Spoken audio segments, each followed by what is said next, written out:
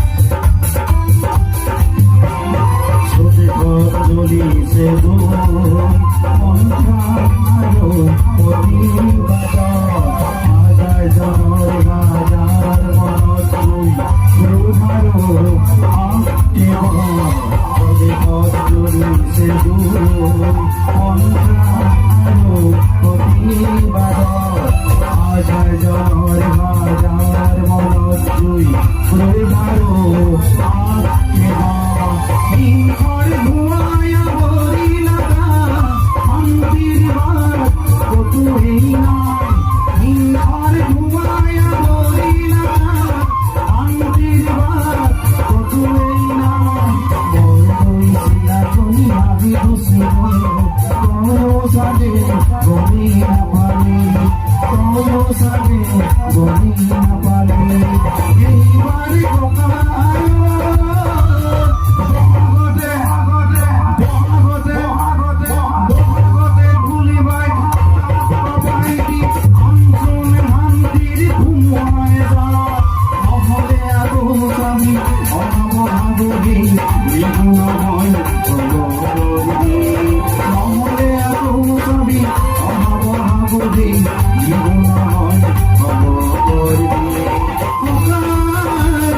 আজি কলো